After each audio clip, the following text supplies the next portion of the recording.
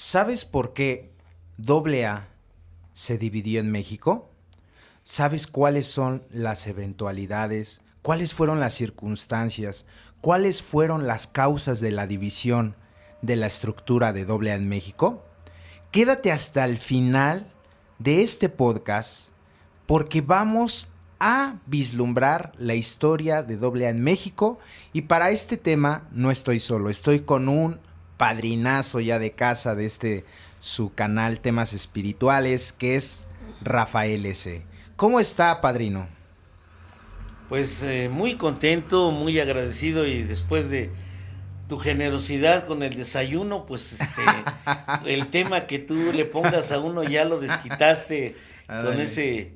ese buen desayuno que seas. Muy contento de estar de nuevo, agradeciendo la hospitalidad, la consulta y el apoyo de los que nos hacen favor de escucharnos, y pues para tratar un asunto que por supuesto refleja el punto de vista de un miembro de Alcohólicos Anónimos que llegó el 25 de mayo de 1977, y que el crecimiento personal y la información sobre la estructura fue bien recibido por los viejos que me hicieron favor de orientar, y que aún unos todavía vivos me siguen favoreciendo con su apadrinamiento con respecto a Alcohólicos Anónimos.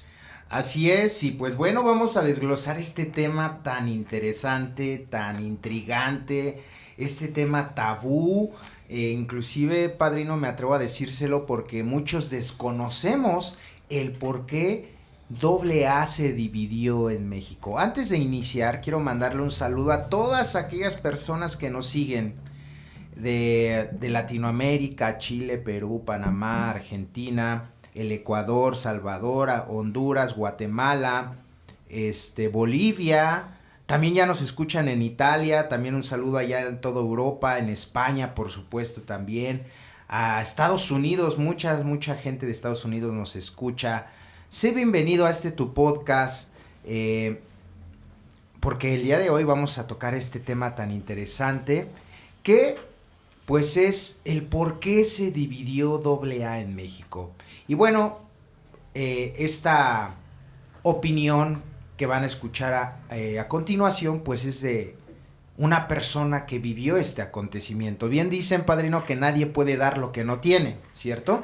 Entonces, ¿qué más que nos refiera una persona que vivió este acontecimiento de la división de AA en México? Entonces, mi buen padrino Rafael, ¿por dónde podríamos empezar? Ahora sí que ilústrenos, por favor, porque yo no sabría por dónde empezar, ya que pues los jóvenes, antes voy a abrir un paréntesis, los jóvenes o las nuevas oleadas que venimos, desconocemos la historia de AA en México, y esto puede acarrear pues ciertas tergiversaciones. Entonces, ¿qué más que nos ilustre de por qué y el cómo y las circunstancias, por favor?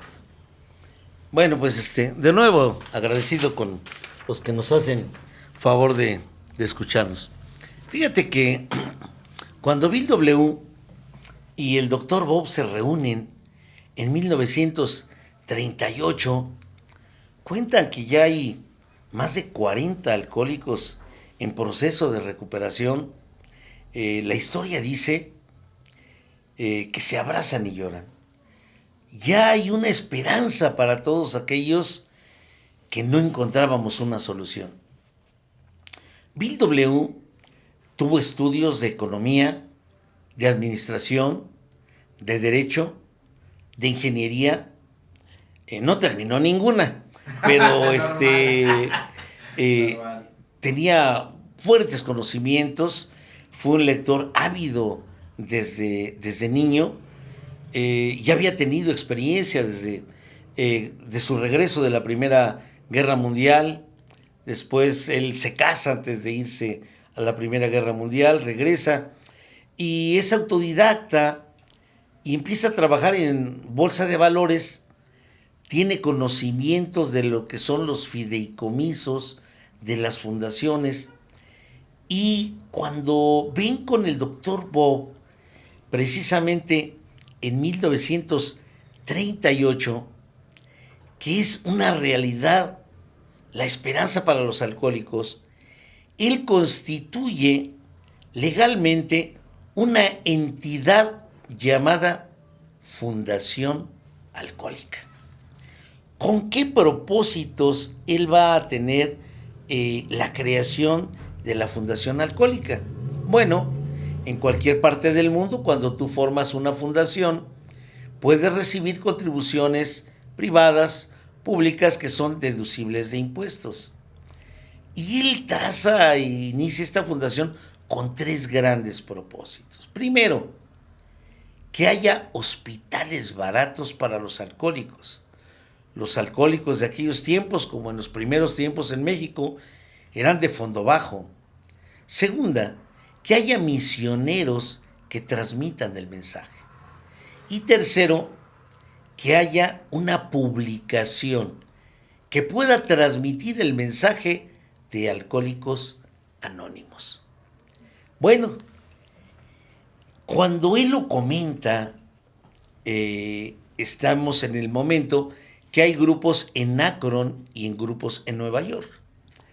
Cuando él le transmite el mensaje al doctor Bob, él se queda a vivir desde mayo de 34 hasta noviembre con el doctor, y una lección muy alentadora es que su esposa se enojaba cuando él bebía, y ahora que no bebe también se enoja porque no está con ella.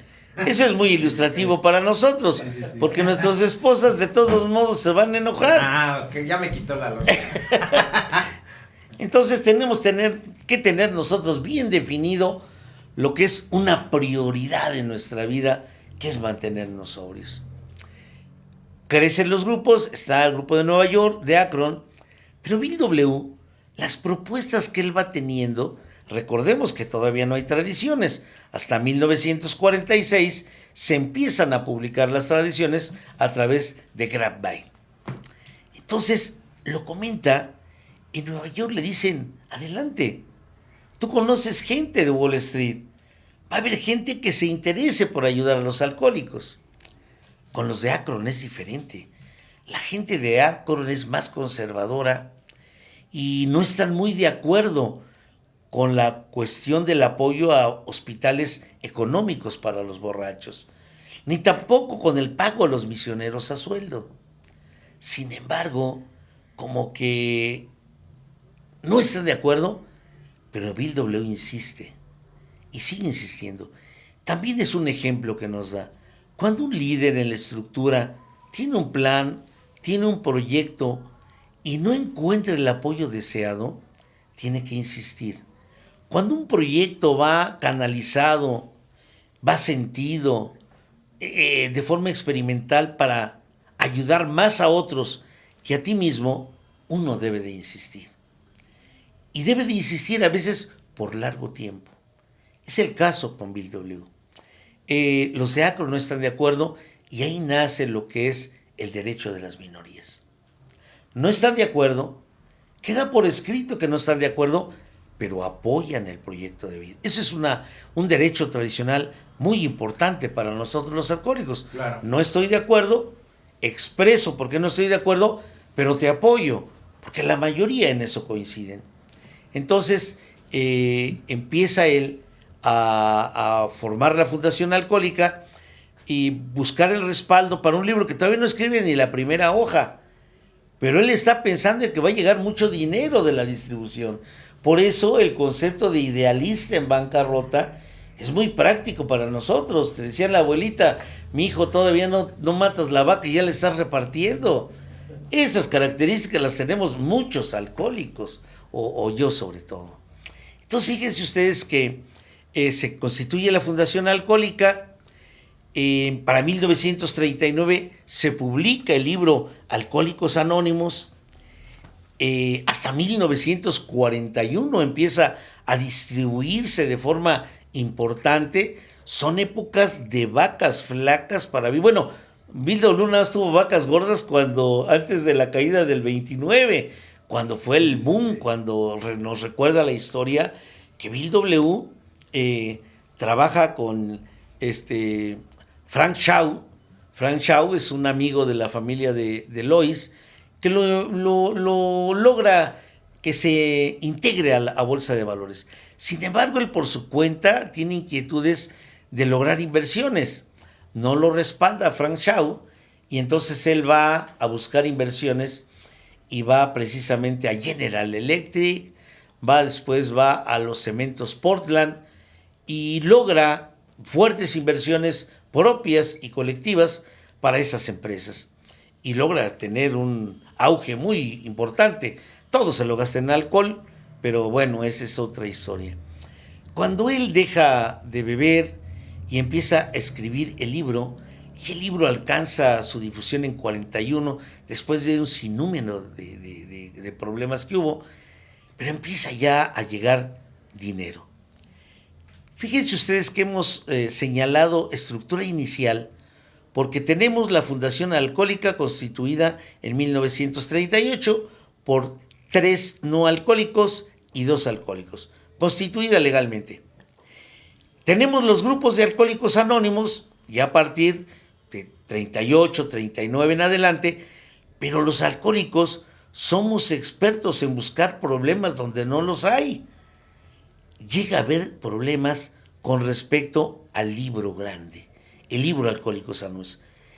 Y esas inquietudes sobre el manejo de las relaciones públicas, porque la Fundación Alcohólica maneja las relaciones públicas, los dineros, tiene trabajadores a sueldo, está constituida legalmente, pero cuando hay problemas en los grupos, el canal para que lleguen las inquietudes de los grupos a la fundación es Bill W.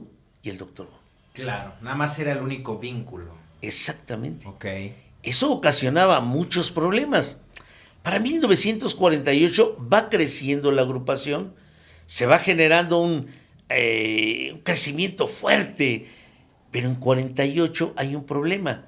En 1948 se sabe que el Dr. Bob tiene un padecimiento crónico degenerativo, y Bill W. se pone a pensar que la Fundación Alcohólica está constituida por 3 no alcohólicos y solo 2 alcohólicos.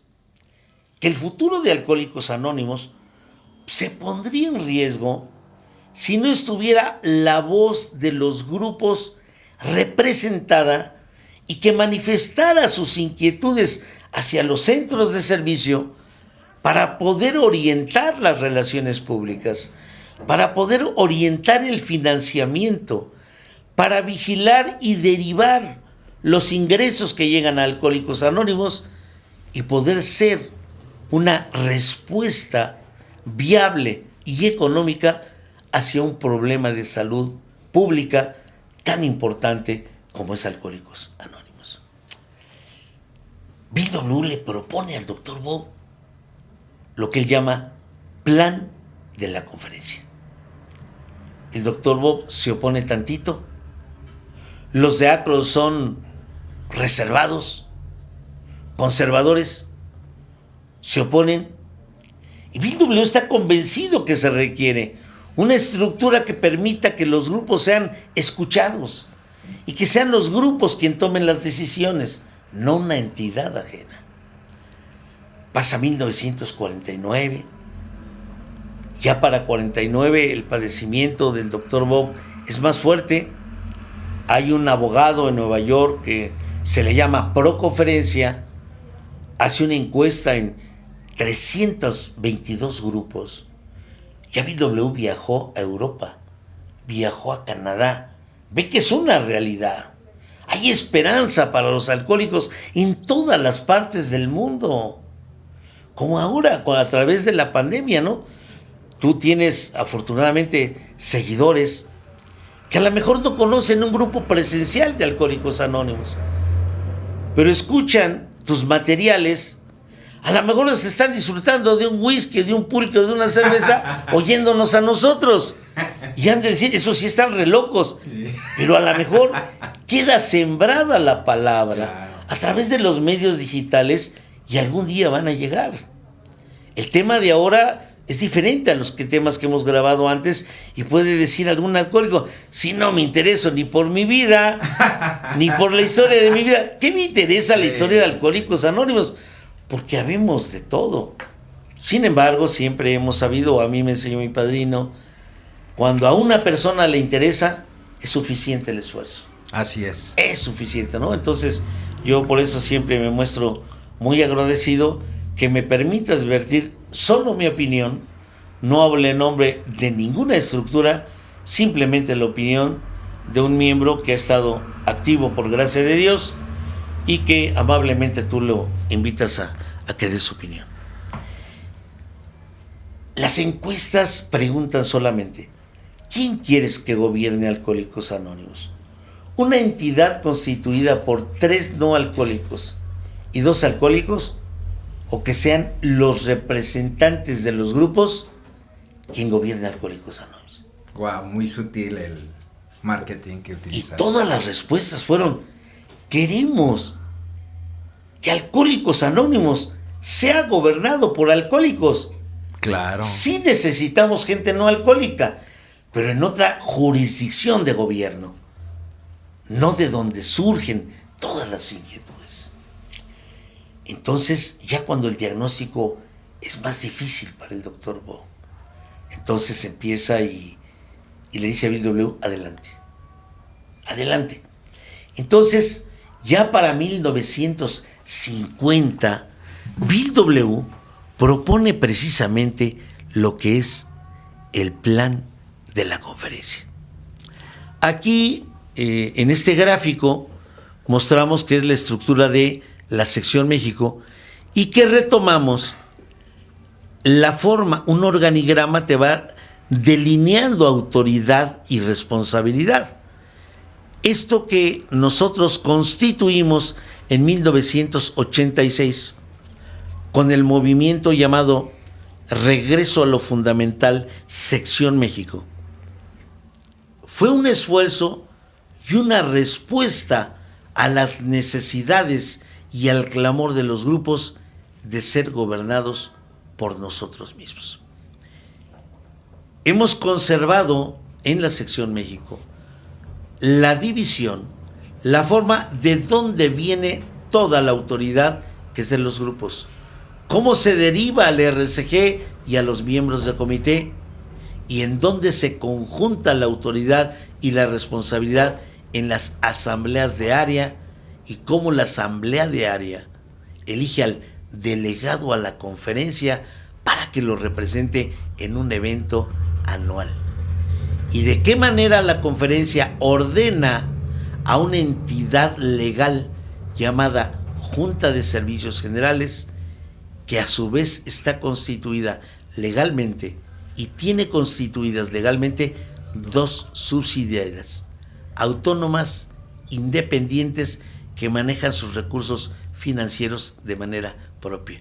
Pero bueno, antes de eso, cuando el doctor Bob le dice adelante, Bill D, el tercer alcohólico, se oponía al plan. Porque muchas veces los alcohólicos nos oponemos sin tener la información adecuada. El placer de un alcohólico terco como yo es crear problemas. Ese es el placer de un alcohólico como yo. Bueno, es poco a poco, apenas tengo 46 años, 8 meses y 27 días. Es poco a poco, tengo esperanzas. Sí. Porque afortunadamente uno sabe que en Alcohólicos Anónimos no hay producto terminado. Tengas los años que tengas, hayas hecho los servicios que hayas hecho, la enfermedad te garantiza que a la desobediencia de principios espirituales vas a obtener tu merecida recompensa. Sí, padre. Y tú decidirás si es buena o es mala, pero ese también es otro tema que podremos tocar en otro momento. Bill D se opone. Bill W platica con él.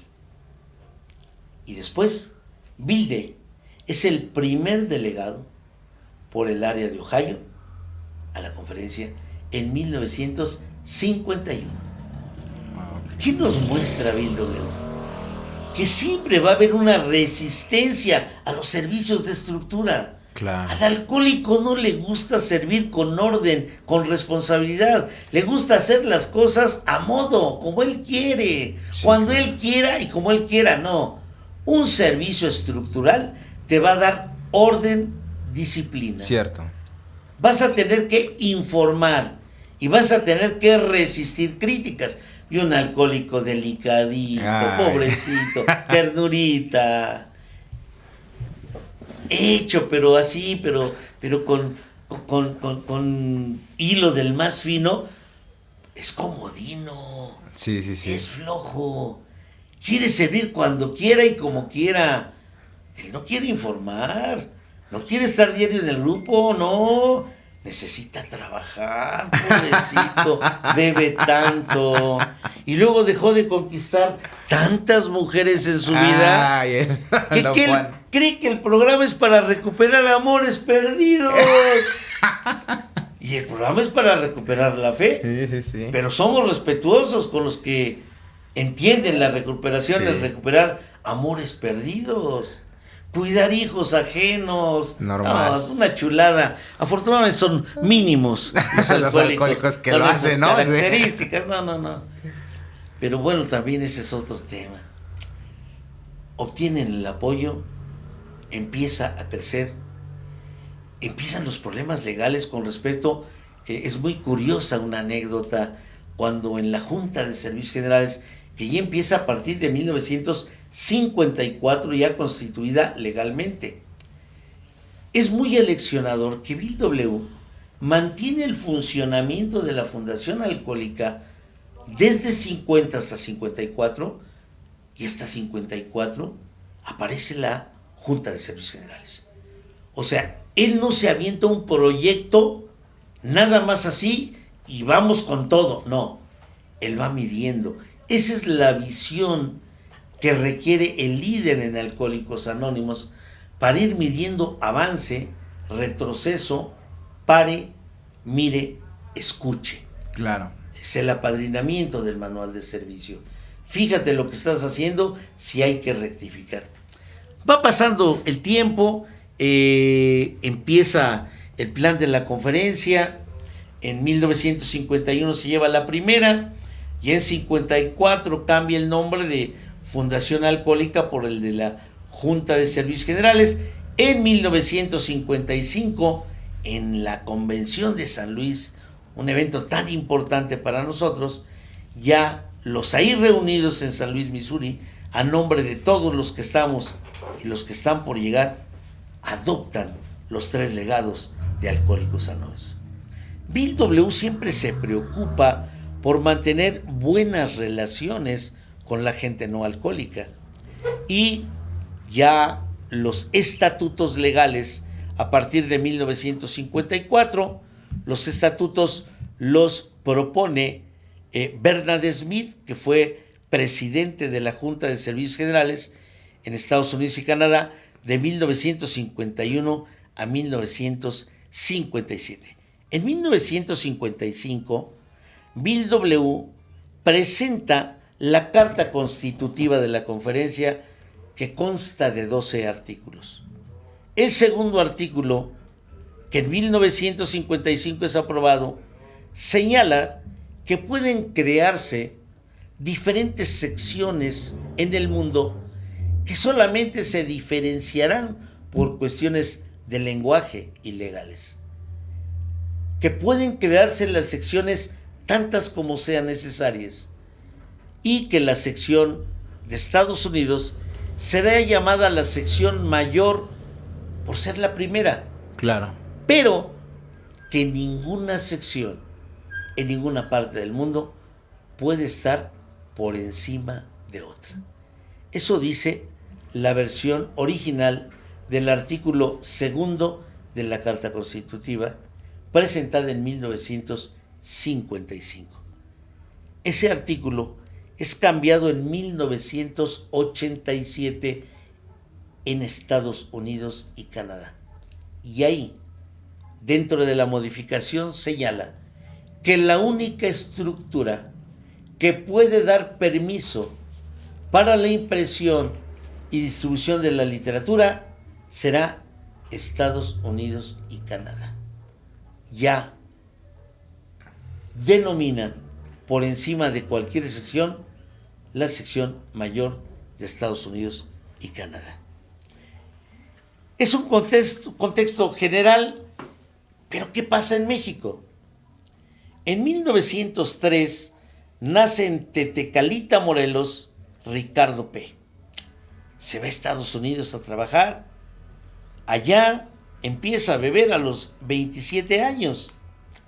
Hay una influencia muy importante a través de 2 artículos periodísticos. En Estados Unidos, en 1940, en el Cleveland Play Dealer, sale un artículo sobre los indios de Cleveland. Hay un pitcher, un catcher. Los entrevistan, dicen que la derrota del alcohólico debe ser de rodillas. Ya desde aquellos tiempos tenían una forma de practicar la humildad. Yo la entendía acostado después de un café y 2 postres. No, ellos decían que era de rodillas y que las peticiones había que hacerlas en la noche y en la mañana. Fíjense qué importante en la gente antigua lo que es las peticiones de rodillas. Eddie Rickenbacker, que para 1941-42 él hacía los recados del general MacArthur y pasa una travesía muy fuerte de 25 días que Bill W. la relata para ejemplificar lo que es el bienestar común en las tradiciones. Duran 25 días, es una aventura muy difícil, muy trágica, pero algo que le da mucha fuerza a Eddie Rickenbacker, que a él desde niño lo enseña a su mamá, en la mañana a hincarse y darle gracias a Dios, y en la noche a hincarse y darle gracias a Dios. Aquí en el grupo, por más que nos dicen, no, es acostadito, no, de rodillas ni con almohada, duele, no estoy muy acostumbrado. Son partes que, sin ser un programa religioso, la parte espiritual, entiendo yo, que es de rodillas. Para 41 es el artículo del Cleveland, y ya después el Saturday Evening Post, para 1942, ya habla con respecto de Alcohólicos Anónimos. Eso logra que la agrupación crezca de 2,000 a 8,000 miembros.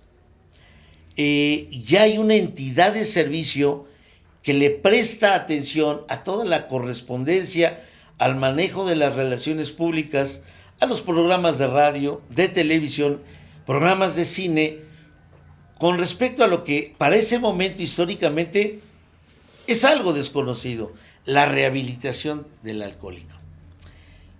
Como todo alcohólico, uno transmite el mensaje a donde tú viviste. Ricardo P. viene para 1946, viaja de Cleveland a México, y en septiembre se anuncia en el Universal la primera junta de información sobre Alcohólicos Anónimos en el Teatro del Pueblo, ubicado en el céntrico Mercado Abelardo Rodríguez, en el barrio de Tepito. Su esposa traduce el libro grande, y aquí en México se inicia el Grupo Ciudad de México, un grupo en Coyoacán. Hay esfuerzos aislados. Para 1954 hay un ginecólogo, el doctor Ezequiel Millán. El doctor Ezequiel Millán estudia con el doctor Jelinek y entonces empieza a dar tratamiento para la rehabilitación del alcohólico en una clínica que está sobre Benjamín Gil. Hasta la fecha es una clínica de salubridad que ahí entiende. Y también está al pie de la Fundación AMAR, Asociación Mexicana para los Alcohólicos en Rehabilitación. Una parte histórica muy importante que afortunadamente hemos sostenido hasta ahora es la participación en el hospital militar. El encargado del pabellón de neuropsiquiatría es el doctor González Varela. Él mantiene correspondencia con Nueva York. Y hay grupos como el grupo históricamente muy importante, el 111, donde un compañero, Carlos C., y el mayor Barrón empiezan a tener comunicación y hacen un pequeño boletín interno del grupo Lucerna. Carlos C. traduce el libro grande en hojas tamaño oficio y el mayor Barrón abre hasta ahorita también históricamente nuestro grupo Anáhuac, ahí en la colonia del mismo nombre. Hasta la fecha, para 1988, que se llevó a cabo la segunda conferencia de servicios generales en la sección México, hubo una acción recomendable donde se solicita la autorización en el Hospital Militar para develar la placa en agradecimiento al doctor González Varela. Fue a recibirla en silla de ruedas. Y hasta la fecha, en el auditorio, en el Hospital Militar, está la placa donde los Alcohólicos Anónimos de México agradecemos la oportunidad que nos dio el doctor González Varela de mantener hasta la fecha el pasar el mensaje en el Hospital Militar. En 1958 se inicia el Grupo Bolívar, Distrito Federal. Empieza a haber esfuerzos para ayudar a los alcohólicos que están en condición de indigentes. Para 1959-63, una parte en la historia de Alcohólicos Anónimos, se inicia lo que es la Cruzada del Caribe. Gordon McDouglas era un alcohólico adinerado que carga su barco con literatura para 59-63 y pasa el mensaje a 35 países. Lleva su cargamento de libros, los va dejando en los puertos y empieza, por obra de Dios, a transmitirse el mensaje de Alcohólicos Anónimos. Las inversiones en México para 1958, venía mucho capital extranjero, viene gente de Estados Unidos, viene gente de Inglaterra ya con programa y empiezan a pasar el mensaje en lo que es el Hospital Inglés, en su antiguo establecimiento que estaba en Polanco, después se pasaron para Tacubaya y bueno, ahora están muy extendidos. Ahí empiezan a llegar americanos con programa y empiezan a hacer lo que es el lenguaje del corazón. Necesitas hablar con otro alcohólico más que conquistar destartaladas, claro, porque luego el alcohólico no le da por pasar el mensaje, quiere formar hogares felices con alguna divorciada, mal casada, dejada, viuda, divorciada, y encuentra ahí el panorama de su nueva vida útil y feliz. No, aquellos eran muy trabajadores. Para 1900 siempre ha habido, desde 1940, en octubre de 40, en Estados Unidos se abre el Club de la Calle 24. El Club de la Calle 24 es un antecedente de nuestras oficinas intergrupales. Los alcohólicos necesitamos estar platicando con otro alcohólico. Los alcohólicos necesitamos relacionarnos entre nosotros y de ahí surge el Club de la Calle 24 y después surgen las oficinas intergrupales, se van contratando secretarias y van centralizando las llamadas de ayuda y también las van derivando a los grupos, a viajeros solitarios, a viajantes comerciantes, para que vayan transmitiendo el mensaje.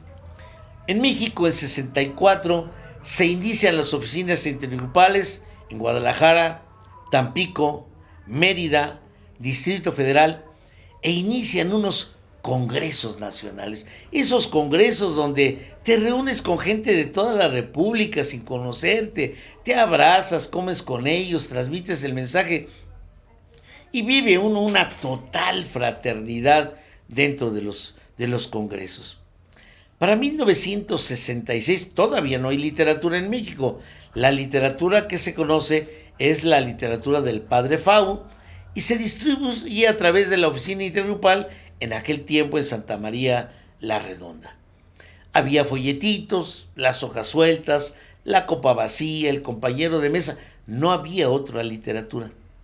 Pero en 1968, en el Congreso Octavo, en la ciudad de Guadalajara, Jalisco, los viejos ahí reunidos discuten y llegan a una conclusión: que se creen los servicios generales de Alcohólicos Anónimos en México. Y llegan a 3 acuerdos en ese congreso. Primero, que el servicio de los servicios generales es diferente a la oficina intergrupal, que la oficina intergrupal va a atender llamadas de auxilio, pero que los servicios generales deberían de proveer y manejar las relaciones públicas de Alcohólicos Anónimos y proveer de literatura ya existente en Estados Unidos para que tuviéramos nosotros conocimiento. Eso significaría que en las terapias en aquellos tiempos pues eran muy parecidas a las otras, ¿no? De esas terapias caníbales que manejamos en algunos grupos. Comer alcohólico picadito con cebollita, jitomate, chile verde y cilantro es exquisito. Sí. Se disfruta mucho con unas tostaditas bien doraditas y un chile habanero. Se disfruta mucho. No había literatura, así era, y la gente llegaba acá. Que se necesita que sea la Ciudad de México, por cuestiones de recursos y geografía, que se abra una oficina en México. Y tercero, que ya se requiere hacer una reunión para sentar las bases. Los alcohólicos somos rápidos. Para 1969 ya se lleva a cabo la primera Asamblea Mexicana, el 21, 22 y 23 de marzo. El primer delegado fue Humberto C., un extraordinario tipo, líder de los mercados de Tepito, que describía y platicaba de la historia de Alcohólicos Anónimos en México como nadie. Él nos decía que en el cine Las Américas, por ejemplo, ponían un alcohólico de traje, perfumado, en una silla, y en otra silla ponían a un alcohólico indigente, así como llegué, ¿no? Así, sin figura ni nada. Y que decían: así los recibimos. Y luego señalaban al alcohólico perfumado y decían: y así los dejamos. Esas eran los primeros intentos en aquellos años pública. De información pública. Ajá. Así era, pues. Eso nos los platicaba Humberto y decía uno: pero ¿cómo esto? Es que las tradiciones... No, espérate. Sitúate en el contexto histórico que estamos viviendo, ¿no? Imagínate si en aquellos años les hubiéramos dicho que de un podcast que iba a haber una pandemia, se hubieran burlado. Claro. Sin embargo, ahora los medios magnéticos es una realidad. Que tenemos barreras para utilizarlos, es otra cosa, pero que a través de información y educación podremos lograr con el tiempo una apertura para que los medios magnéticos complementen lo que es nuestra formación como alcohólicos. Claro. La segunda se lleva en 1969 y el delegado es Carlitos A. No hay manual de servicio, no hay apadrinamiento, porque así se daban las cosas. Lo importante era hacerlo. Se forma una carta constitutiva de 1970. Hay servidores sin secuencia de servicio, porque así eran las situaciones. Y se nombran consejeros.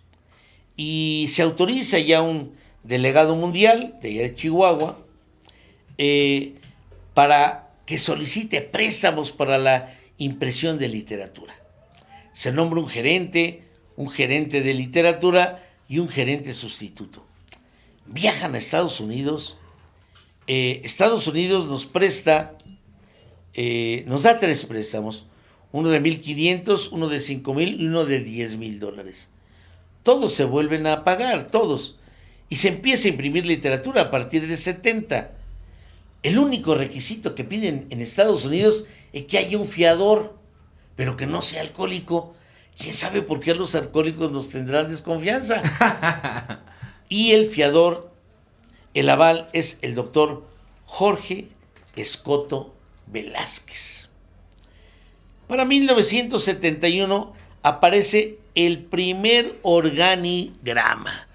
Fíjense ustedes, vamos a ir viendo ahora lo que fue ya vimos de una manera muy rápida. Y que lo bueno, que era, perdón, sí. un paréntesis, hasta ahorita vamos con los antecedentes, ¿no? Fíjense la importancia que tienen todos estos antecedentes para lograr entender bien el contexto de una división, ¿no? O el por qué, porque con todo este contexto, que tal vez para algunos de nosotros hasta este punto dice, ay, es como un poco pesado, ¿cierto?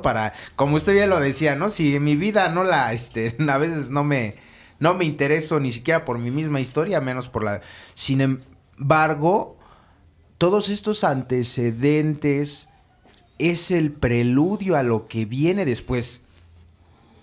O sea, ahora entiendo que debo de conocer bien la historia para lograr entender bien el porqué de esta división, padrino Rafa, ¿no?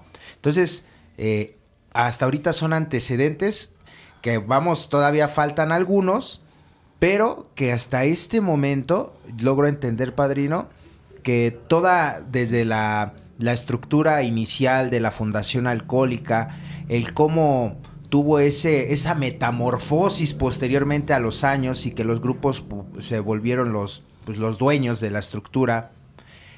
Sin embargo, bueno, ahorita estamos hasta la parte de la historia de AA en México y el cómo se creó esta estructura, padrino. Nada más es como para ponerlo así en un contexto para seguir esto. A ver, entonces ahorita vamos a ver qué, padrino. Fíjate que cuando yo tenía poco tiempo, repito, llegué en 77, iban de la estructura a explicar este organigrama.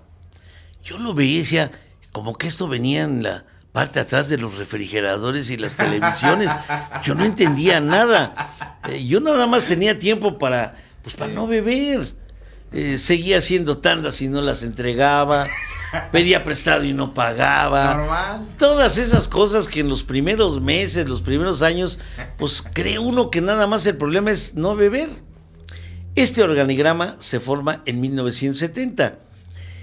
Repito, el organigrama nos va a definir autoridad, responsabilidad, la forma como se va delegando. Sí, claro. Esta parte, con respecto a este que se forma en 55, este organigrama, fruto del desconocimiento, de la buena voluntad, se constituye en una entidad constituida legalmente en 1970, llamada Central Mexicana de los Servicios Generales de Alcohólicos Anónimos, Asociación Civil. La estructura de los grupos, cómo se deriva al RCG y a los distritos, sí, claro, es muy similar. Aquí viene un rectángulo que dice comité de área. Aquí nosotros no lo tenemos. Nosotros vamos directo del distrito a lo que es asamblea de área. ¿Por qué? Porque el comité de área puede reunirse semanalmente o mensualmente. Sí. Y la asamblea es donde radica la autoridad para tomar decisiones. Por esa razón, ni el organigrama de 55, ni el que estamos adoptando nosotros en 86, que es de 55, contempla esa parte de áreas. El comité de áreas. Okay. Aquí vemos a simple vista lo que es la asamblea, delegado, todo lo que viene en línea directa. ¿Qué quiere decir que un organigrama sea en línea directa? Que la autoridad y la responsabilidad la va delegando de forma directa hacia una persona, hacia una entidad de servicios, pero no la deriva como en el caso del organigrama de 55. ¿Qué significa? Que la Junta está constituida legalmente, pero que constituye dos entidades separadas. Claro, sí, la corporación y la revista van a tener recurso financiero propio, recurso humano propio y espacio físico propio, y se van a encargar de toda la operación. Y esta operación va a ser vigilada por una junta directiva. Sí. ¿Quién es esa junta directiva? El presidente de la junta designa a un custodio clase A, no alcohólico, un custodio regional que trae la voz y la conciencia de 8 a 10 áreas, y 2 custodios clase B que formen la parte de la junta directiva. Ellos van a revisar lo que hacen los operativos. Son su autoridad y ellos van a informar a la junta sobre su operación. Sí, claro. Esto no existía. Toda la autoridad, todo el poder de decisión, todo el recurso financiero, toda la búsqueda de proveedores, de impresores, radicaba en una sola persona legalmente. Wow. El gerente de los servicios generales. Así fue. ¿Nos funcionó? Sí. ¿Creció Alcohólicos Anónimos? Sí. Pero realmente lo que nos dio luz para hacer el trabajo operativo fue, en 1962 se publican los 12 conceptos para el servicio mundial. Ok. En México los empezamos a estudiar a escondidas en 1984. Wow, muchos años. Muchos años. Eso yo lo desconocí. Y a la fecha, si tú preguntas, ¿en qué grupo se estudia un concepto al mes? Contados. Contados, Casi Quieren hablar del historial. ¿Cómo mi esposa no se dé cuenta que tengo un amante? O sea, cosas importantes en mi vida. Sí, cosas importantes. ¿Cuántos hijos he dejado abandonados? ¿Cuántos corazones he dejado suspirando? Pero hablar de conceptos, oye, eso es sumamente aburrido, por favor. Casi un Sí. servidor propone ese tema y lo destituyen. Sí, claro. Ese problema lo tuvo Bill W. cuando presenta las tradiciones. Claro. A Bill W. le dicen, dinos dónde escondías la botella, no nos hables de tus malditas tradiciones. Sí. Hasta la fecha es vigente. Es vigente, sí, claro. No nos gusta estudiar. ¿Por qué? Porque la tradición te va a hablar de obediencia, de responsabilidad, de libertad.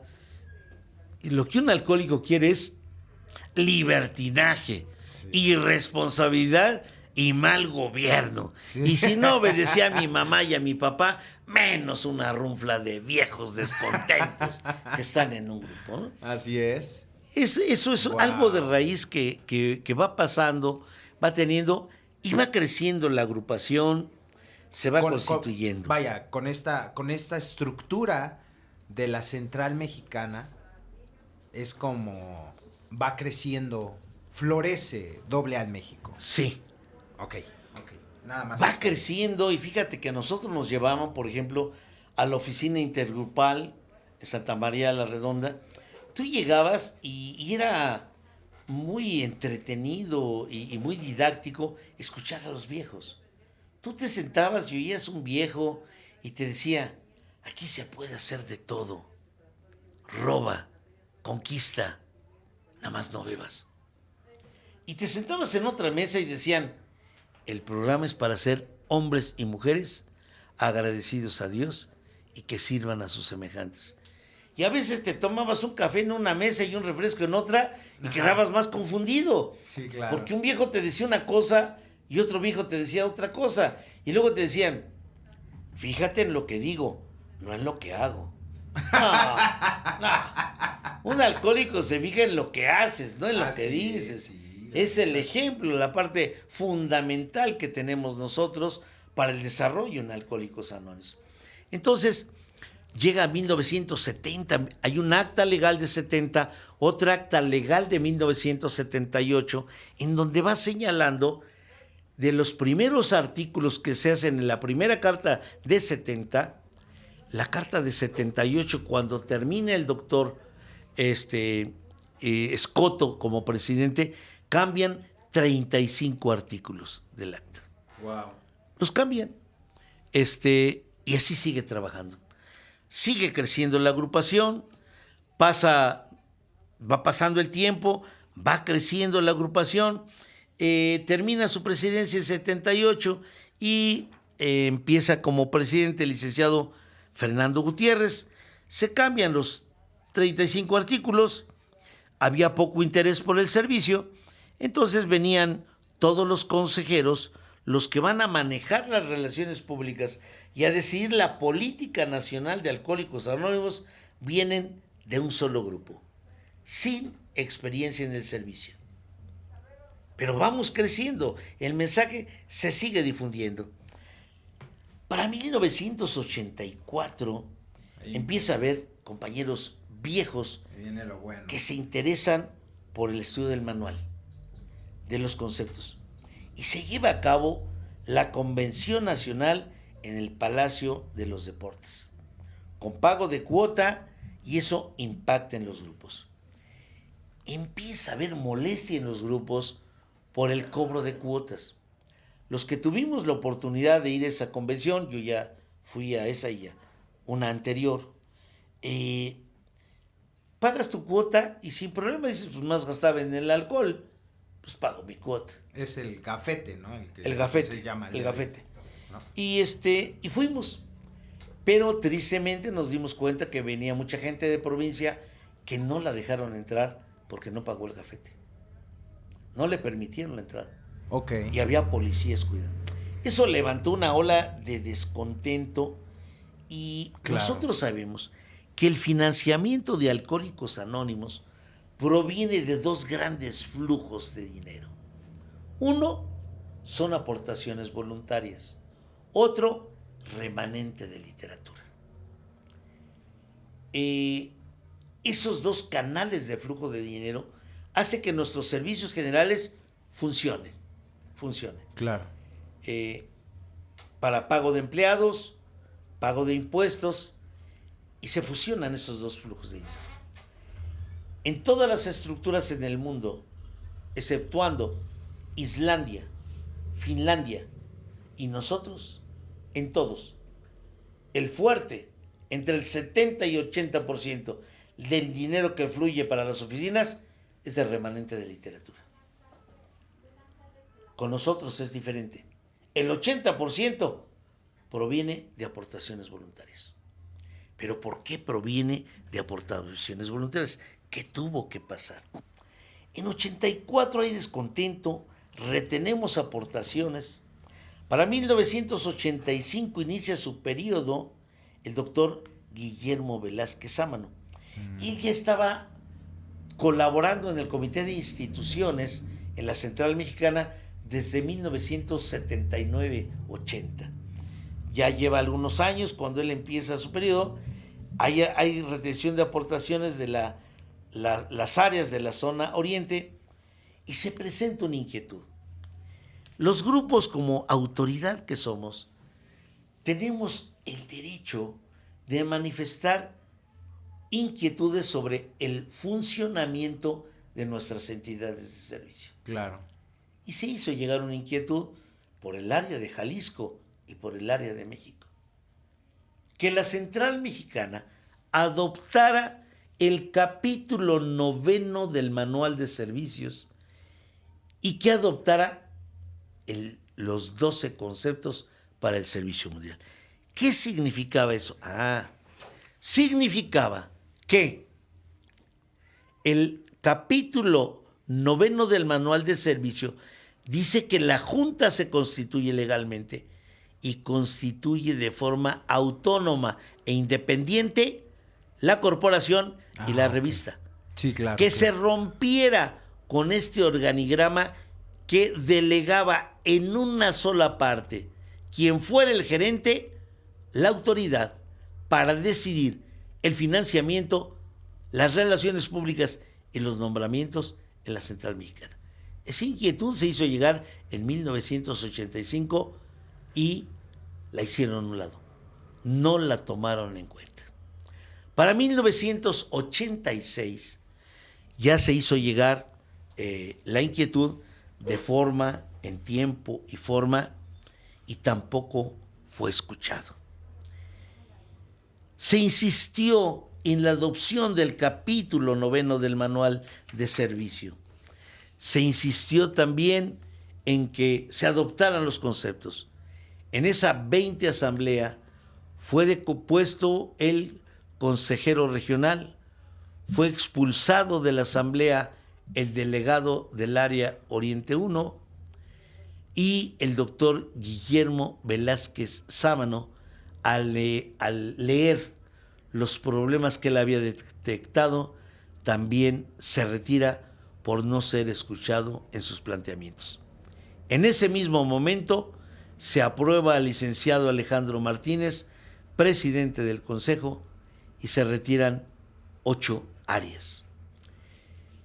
Esas 8 áreas, en el área Oriente 1 estaba el compañero Carlos J., norte del Estado de México Ponciano, sur del Distrito Federal Gregorio, Tlaxcala Norberto, Valle de Toluca Reyes, en Hidalgo Gerardo, en Querétaro Guillermo, en el centro Distrito Federal Víctor, y posteriormente se agregó el área metropolitana nororiente, el compañero Adalberto.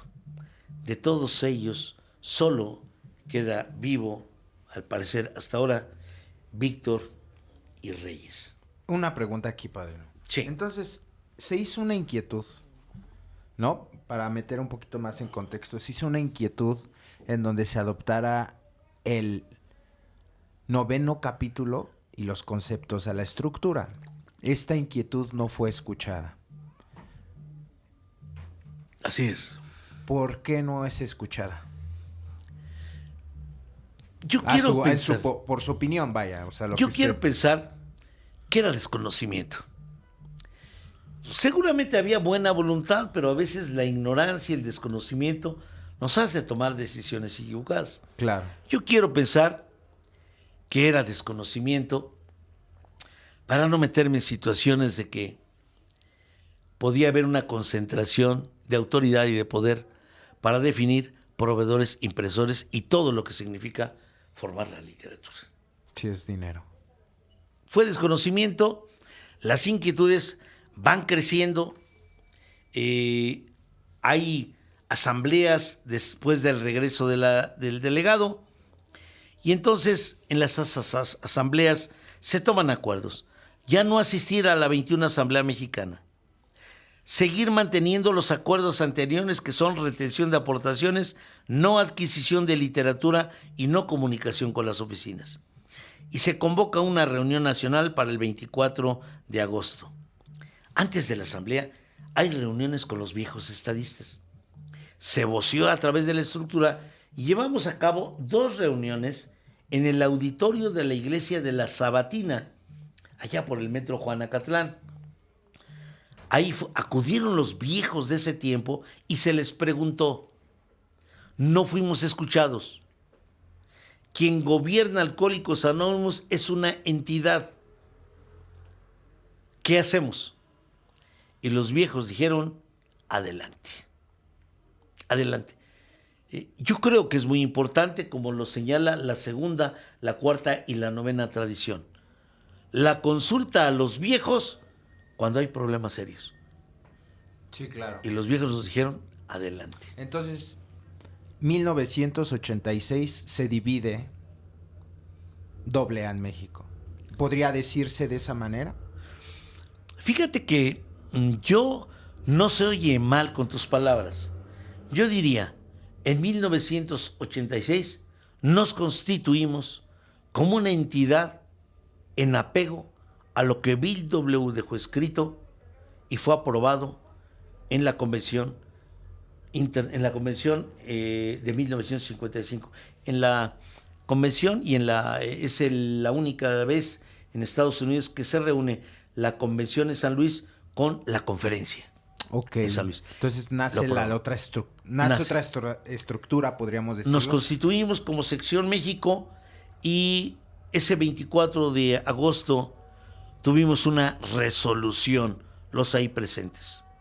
Fue un momento muy emocionante para todos, porque de repente puede encontrar uno gente joven y dice, si yo ni estuve ahí, mano, ¿a mí qué me dicen? Sí. Pues mira, yo no estuve en la independencia, pero gozo de los beneficios. Así Tampoco es. estuve en la revolución y gozo de los beneficios. Claro. Y ahora de las prestaciones de San Andrés, ¿no? Que nos da cada mes a los viejitos, ¿no? Entonces no estuve ahí, pero sí disfruto de los beneficios. Claro, eso es bueno. El 24 de agosto surge la creación de la Junta de Servicios Generales como Sección México. No había Junta de Servicios Generales ni había Sección México. Era una entidad diferente. No había aplicaciones al 9º concepto.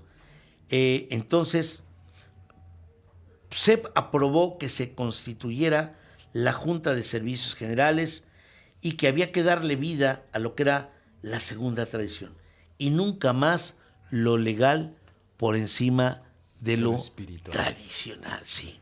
Entonces se empezó a trabajar, íbamos para un lado, íbamos para otro lado, se mantuvo comunicación con las oficinas de Nueva York y empezamos a trabajar fuertemente. Empezamos a trabajar, se notificó a Nueva York. Para Nueva York y para los servicios mundiales no existíamos ni existimos. Y no es un afán soberbio. No nos interesa que nos reconozcan. Mientras seamos la respuesta de las necesidades de lo que ahora tenemos 29 áreas, eso es lo que nos da fuerza. 38 años llevamos. Y vamos a durar mientras las áreas no sostengan. Con problemas económicos, con problemas de representatividad, con problemas de servicio, pero nos sostienen los grupos. Y nuestro financiamiento es el 80% por aportación voluntaria y solo el 20% de remanente de literatura. Esa reunión del 24 de agosto nos reunimos en el Cinemaya. Ese local lo consiguió un compañero que era líder sindical del sindicato de los cinematografistas. Y los gastos fueron por 413,000 y las aportaciones por 464,000. Tuvimos un remanente de 51,000 pesos, sin cobro de gafet, sin cobro de cuotas. Era una realidad. Los alcohólicos podemos hacernos cargo de forma voluntaria de nuestros eventos. Y espéreme ahí tantito, espéreme, porque se va muy... Y quiero saber ese momento que ustedes vivieron de crítica, de que tal vez en algún momento me estoy como remontando en ese momento y seguramente ustedes eran unos locos, eran como personas ingobernables, desobedientes, los que no se alinearon, los que no se ajustaron a reglas, ¿no? Pues de esta parte, ¿no? De la estructura, ¿no? En la cual se pertenecía. ¿Qué hubo sobre esa parte, padre? Híjole, eran tiempos muy difíciles porque en algunos grupos nos llamaban bastardos. Que bueno, no es tan significativo la palabra, realmente. Sí. Hay palabras más ofensivas y que las toma uno con mucho cariño. Nos decían mal agradecidos, mal nacidos. Muerde la mano. Sí, todo ello. Pero cuando uno ha sufrido el alcoholismo, cuando uno ha sufrido todas las vergüenzas que nos hizo el alcohol, hombre, eso lo sentíamos como alabanza y motivación para seguir adelante. Fueron tiempos muy difíciles. En algunos grupos invitaban a compañeros de aquellos tiempos, media hora con su tema, media hora nosotros, y fuimos creciendo, convencidos de buscar la libertad, el respeto y el compromiso de los alcohólicos para adoptar los 3 legados, para no conformarte con balbucear que estás en la sección México, sino para comprometerte en actitud, actividad y responsabilidad para encontrar la libertad de servir a Dios, como señala nuestra literatura. Esa fue una parte muy importante. Crecimos y empezamos a hacer literatura porque creíamos que la literatura no tenía dueño. Las finanzas de 1986 hasta 1990 fueron muy buenas. Estábamos en un inicio recibiendo el 80% por remanente de literatura. La hacíamos más barata que la casa de enfrente. En 1990 recibimos una demanda civil por parte de la Central Mexicana. Ellos contrataron a un bufete, Estreta y Asociados. Ellos les cobraron por hora y en dólares. Este bufete está defendiendo ahorita al de Pemex que está incautado. Wow, Estreta. Es muy prestigioso. Ellos lo contrataron. A nosotros nos defendió un honroso cuerpo de abogados nacidos de la sección México, que todos murieron no cobraron ni un solo peso y nos dijeron a nosotros, sobre todo al doctor Guillermo Velázquez Sámano, usted no se preocupe, doctor. Nosotros sabemos lo que es el derecho. Él en esos momentos era el presidente. Era el presidente. Ok, Velázquez Sámano era el presidente. Recibe la demanda civil y las autoridades dicen, arréglense entre ustedes. ¿Quién sabe cuánto les costó a ellos? Pero a nosotros no nos costó nada. Para 1993 recibimos la denuncia penal contra la Sección México. Okay. Nos defendió el mismo buffet, los mismos muchachos, compañeros alcohólicos, sin cobrar, dedicando tiempo, dinero y esfuerzo para defender la libre expresión de servir al prójimo sin que sean órdenes de una entidad diferente. En febrero de 1994, la Central Mexicana recibe el permiso de los servicios mundiales para que les dan la facultad para emprender cualquier acción legal y penal hacia quien edite e imprima literatura. Y el 5 de julio nos incautan la literatura de nuestras oficinas. ¿Cómo fue ese suceso, padre? Por favor. Híjole, fue muy emocionante. Sí, no, llegó, es que eso es lo que me interesa. Llegó la Policía Federal, mano. Sí, a ver, Sí, ¿cómo sí, fue? sí. ¿Cómo fue? ¿Dónde? ¿Qué momento? Pues algunos ya teníamos antecedentes penales, no se nos hizo tan difícil ver a la policía, pero antes nos quitaban las pertenencias de las cantinas, pero ahora que nos hayan quitado la literatura por una orden legal, yo creo que estaban en lo correcto, y se llevaron toda nuestra literatura. Cuando hay un evento que impacta la unidad a ese nivel, se hace una conferencia extraordinaria. Claro. Tienen que venir los delegados para que ellos decidan, no nos compete a los directivos. Y los delegados dijeron, había elementos que los propios abogados que nos asesoraban decían, hay elementos para contrademandar a la Central Mexicana. Y la conferencia dijeron, no contrademandamos. Si ellos no practican los principios, nosotros sí. Fue difícil porque le decíamos, oye, ponemos una mejilla, nos dan un golpe. Ponemos la otra, nos dan otro golpe. Nos empinamos, nos dan una patada. ¿Eso tenemos que hacer? Y ellos dijeron, eso es lo que vamos a hacer. Y no hubo contrademanda. Y se llegó a una conclusión después de 2 conferencias extraordinarias. Si regreso a lo fundamental, Sección México, era una necesidad en la República Mexicana, íbamos a obtener el respaldo de los alcohólicos anónimos que estuvieran de acuerdo con nuestros principios. Y hasta ahorita, del 94 para acá, hemos obtenido todo el respaldo, a pesar de que no podemos distribuir literatura porque la literatura tiene dueño. Pero los principios y la vida espiritual no tienen dueño. El tener literatura no significa practicarla. Yo puedo tener 5 Biblias en mi casa, claro, y ser un perfecto infeliz. Sí, lo sé. Entonces no hay mucho problema. Esa fue la situación. Eso, y honrosamente ahorita, nuestras entidades de servicio funcionan con el 75% de aportaciones voluntarias y el 25% por remanente de la literatura. Hemos crecido, hemos llevado 9 convenciones sin cobro, tenemos 29 áreas, ha sido lento el crecimiento, ha habido situaciones que son difíciles, no tenemos la representatividad que quisiéramos. A veces tenemos problemas para alcanzar el presupuesto para la transmisión del mensaje en medios masivos. Y nos ha sido difícil comentar lo que significan los grupos, que no tengamos un flujo tan fuerte para que llegue por remanente de literatura.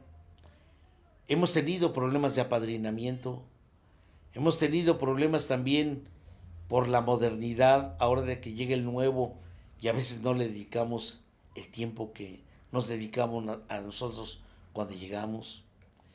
Cuando la gente vuelve a beber, a veces no la vamos a buscar, claro, o a veces decimos, pues si ya sabe dónde estamos, ya regresará. Ya no se practica tanto la terapia de café como cuando uno llegó hace más de 45 años. Ahora la gente se retira rápido del grupo. No sé si sea por celotipia o ver la telenovela, pero ya no se hacen las terapias de café como antes se hacían. Por eso los viejos tratamos de seguirlas haciendo en nuestro grupo. A partir de 94 tenemos nosotros dos conceptos de literatura. Literatura básica, que es libro grande, 12 y 12, llega a su mayor edad, manual de servicio, los 12 conceptos. ¿Esto se ha convertido en un problema o es una oportunidad para el estudio? Hemos tratado de fortalecer nuestros comités de literatura y de seminarios. Tenemos nuestros comités de seminarios. No hay estructura en el mundo, ni la estructura contempla el comité de seminarios. Sin embargo, ese comité lo constituimos en 1986 como un elemento para fortalecer la instrucción y la capacitación desde los distritos hasta el área. La tradición nos señala que una entidad de servicio puede constituir los comités que crean necesarios o los asesores que crean necesarios. A grandes rasgos, y para no aburrir tanto, esto es lo que yo entiendo, es mi opinión, después de estar en la estructura 21 años. Yo terminé como custodio hace 20 años y procuro servir en una pequeña reunión de exservidores que no damos opinión sobre política ni sobre liderazgo actual. Simplemente respaldados por la conciencia de lo que es el área centro de los servicios generales de la sección México. Ok, y eso. Fíjese que este fenómeno, por lo que yo estoy informado, no solamente es en México, o no se ha suscitado en México nada más. Hay una sección que por agradecimiento, digo, sin ningún tipo de persuasión ni nada, sección Perú.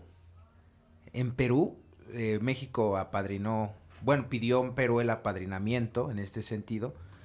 En Perú también se ha vivido esta nueva estructura, ¿no? Ha nacido en diversas partes del mundo, ya empiezan a tomar estas decisiones y el ejemplo fue México. ¿Usted qué piensa sobre esto? Fíjate que,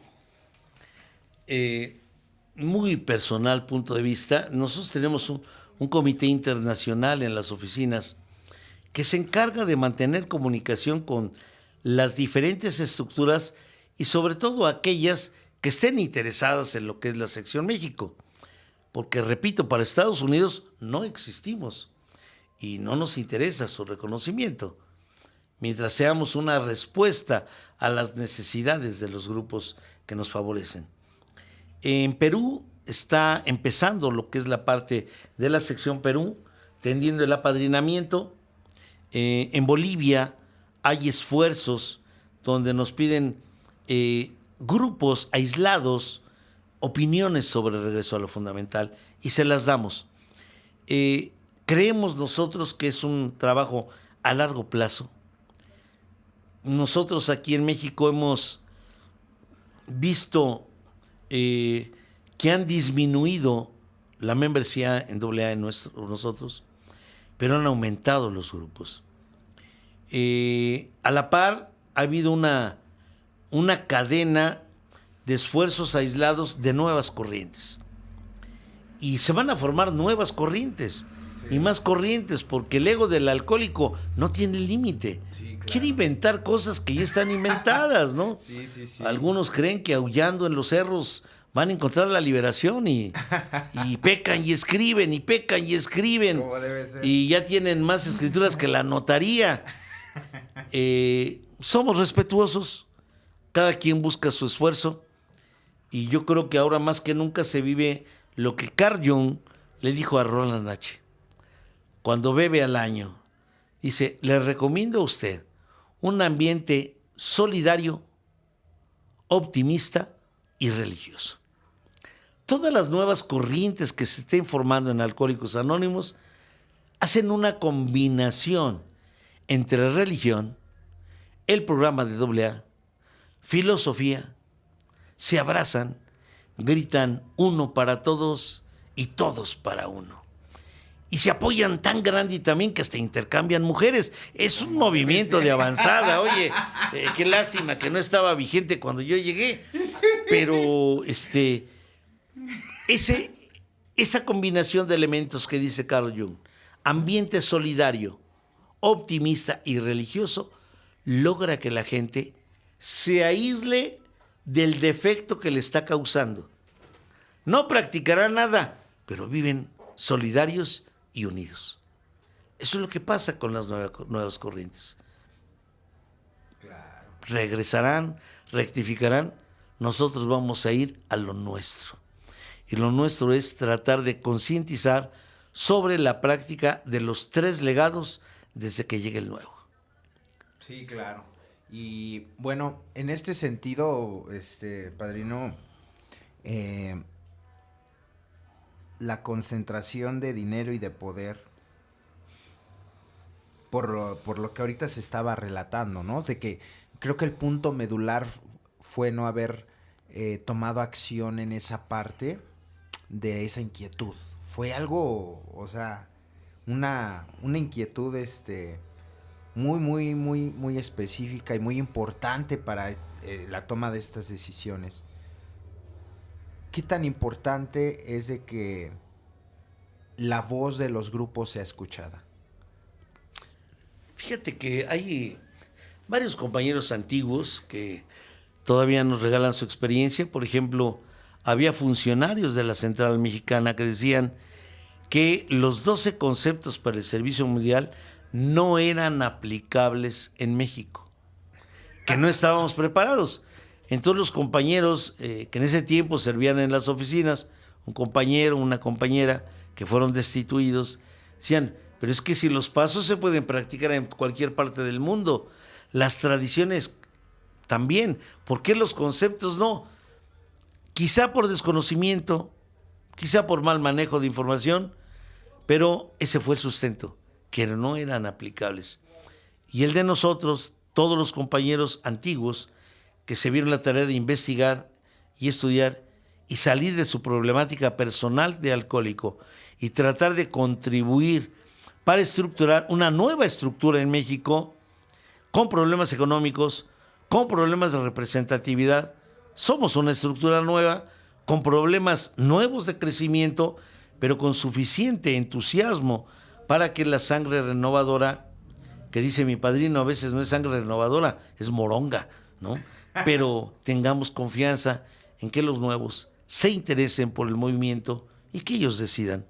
Yo quiero pensar que hubo, por parte de la Central Mexicana, quizá inocencia, desconocimiento, y cada quien va por su lado. Ellos son una empresa, una entidad fuerte, sólida. Nosotros creemos que también, y que cada quien atienda sus asuntos conforme a la conciencia de los grupos se los demande. Y una pregunta del millón para ir finalizando. ¿Algún tipo de... no de posibilidad? Tal vez lo que le voy a preguntar es algo muy utópico, muy muy ingenuo. Hasta muy estúpido puede sonar, ¿eh? Pero en algún momento yo llegué a escuchar qué posibilidad, ¿no? En algún momento habría de que Sección México y Central Mexicana volvieran a unirse. Híjole. Sí, no, es que esas son, fíjese, o sea, estas preguntas, porque la comunidad son preguntas que realizan, y más el nuevo, ¿sí me explico? O sea, que desconocemos, ¿y por qué no se pueden volver a juntar? ¿Y por qué? Sí me explico, o sea, yo antes de este podcast, pues tuve que analizar bien el tema, y estas preguntas que bueno, ahorita a mí se me hace ingenuo, ¿sabe?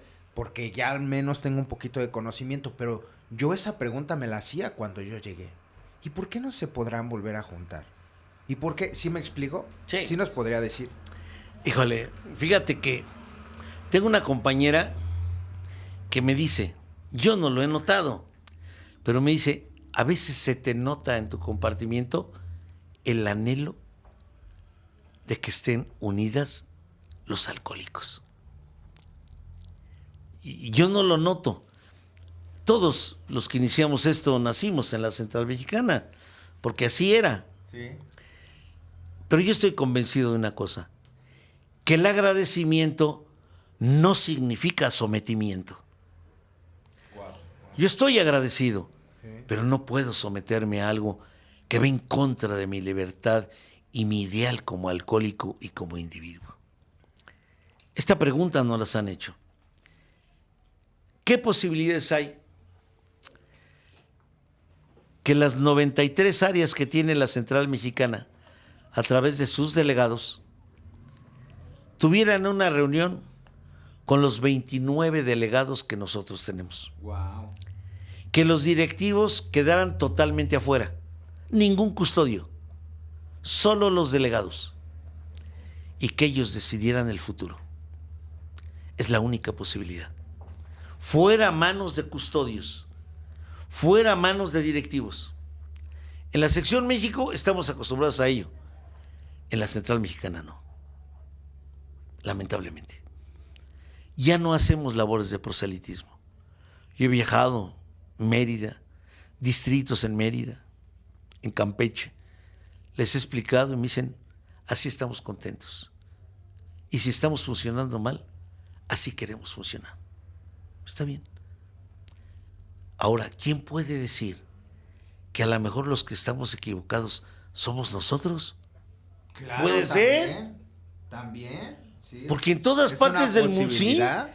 O sea, en todas partes del mundo venden gafetes. Ahorita se van a vender ya los gafetes para la Convención de Canadá. Ok.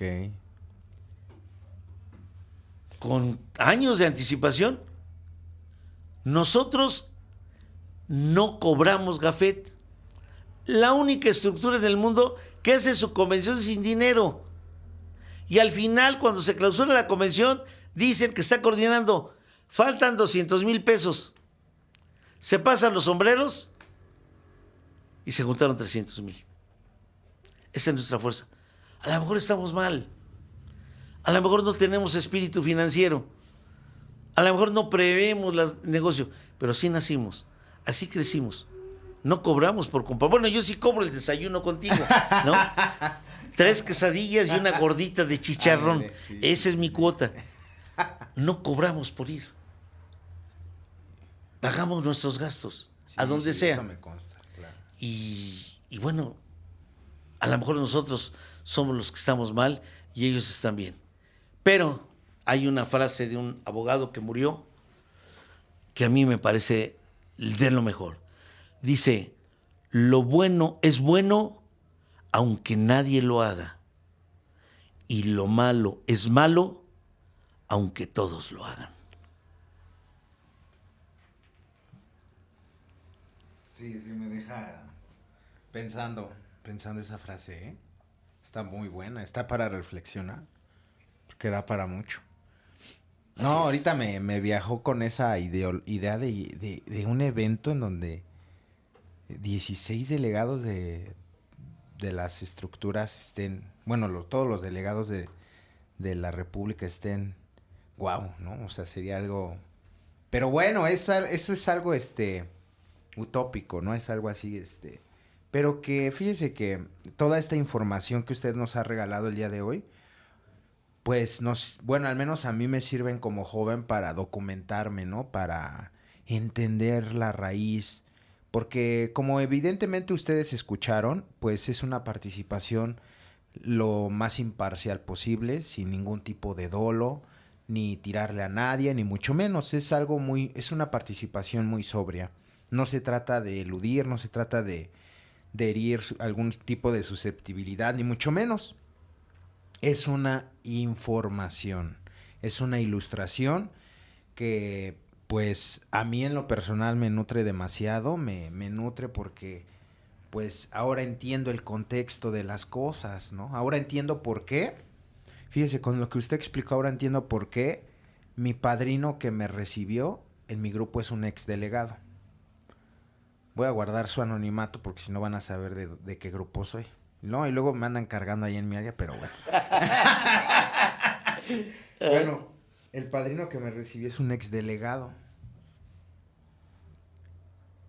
Y puedo asegurar que hubiese sido como si yo hubiese llegado a su grupo. Yo llegué pues muy trastornado en esta parte del servicio, ¿sabe? Porque pues, usted bien sabe que yo no nací en un tradicional. Yo estaba acostumbrado, y yo se lo he mencionado aquí a Bian, y lo hemos comentado en algunos otros foros, Bian y yo, el cómo yo estaba, mi servicio era, tú tienes que servir a los de tiempo, ¿no? Por ejemplo. O sea, al jerarca es al que, el jerarca no sirve café, ¿eh? O sea, en otro tipo de esfuerzos. Entonces, cuando yo llego a un grupo tradicional, Sección México, me impresionó y me impactó y fue un acto de amor que no, de verdad me acuerdo y me lleno de mucho sentimiento porque yo venía muy lastimado en ciertos aspectos y más, había perdido la fe en el servicio, en AA, en programa, ¿no? En muchas cosas. Y recuerdo que ese viejo con esos años servía el café y me sirvió a mí una taza de café. Aún teniendo el tiempo que tenía, ¿no? Aún siendo la persona que había recorrido los servicios, etcétera, me dijo, siéntate, ahorita te sirvo un café. Puta, padre. ¿Eso sabe qué fue para mí? Un acto, porque yo venía con otro tipo de mentalidad, ¿sabe? Venía con la mentalidad de, tú estás para servirle al de tiempo, ¿no? Al jerarca, ¿no? Y ve, esto que usted ahorita nos regaló, es el ahora entiendo el por qué. Bueno, al menos en este esfuerzo, en esta nueva estructura, se vive este tipo de situaciones donde el de mayor tiempo tiene esa humildad, porque también hay que reconocerlo, ¿no? Muchas personas tienen esa humildad, tienen esa capacidad de darle una taza, ¿no? De café, ¿no? Y ahora entiendo, o sea, todo ese sentimiento. Y de los que llevan más aún años, que tienen pues esta percepción del servicio diferente. Y a mí es algo que me ha fascinado y que desde que yo llegué, me enamoré totalmente, ¿eh? Porque, como usted bien lo dice, pues vives una democracia, ¿no? O sea, yo no he encontrado, al menos yo no he encontrado un lugar más democrático que las reuniones, ¿no? En donde pues hay votaciones, que claro, algunas de las veces no son lo que yo quiero, pero al final del día es democracia, ¿no? Y es un ambiente bien padre, ¿no? La verdad es que yo sí quedé muy anonadado y eso me dio mucho entusiasmo de estar sirviendo. Pero, padrino, ¿algo que desee finalmente agregar para terminar, por favor? Agradecer la comprensión y la tolerancia de nuestros escuchas que pues ahora fueron partes históricas, medias aburridas, medias cansadas, pero para la próxima vamos a tomar un tema así de sexo, poder, dinero, cosas interesantes para un alcohólico, para que tengan y agradecido contigo de la oportunidad que me das de vertir únicamente mi opinión personal y y pues agradecido con la gente que nos escucha y mientras nos des oportunidad seguiremos aquí estando con el favor de ustedes y muchas gracias. Pues muchas gracias a todos, mi nombre es Oslos, muchas gracias, no olvides dejarnos en la parte de tus comentarios si hay alguna duda respecto a este tema, no dudes por favor en comentárnoslo, tal vez no te lo conteste yo, voy a preguntarle al padrino y ya después te contestamos porque seguramente sobre el tema no sabremos muchas cosas, pero pues aquí está el padrino para pues orientarnos, ¿no? Muchas gracias, para mí es el placer, padrino, yo le agradezco nuevamente y muchas gracias por regalarnos su tiempo y pues toda esta parte de su conocimiento, muchas gracias y pues no se olviden que cada semana tenemos podcast. Dios me los bendiga, un fuerte abrazo y nos vemos hasta la próxima. Chao, chao.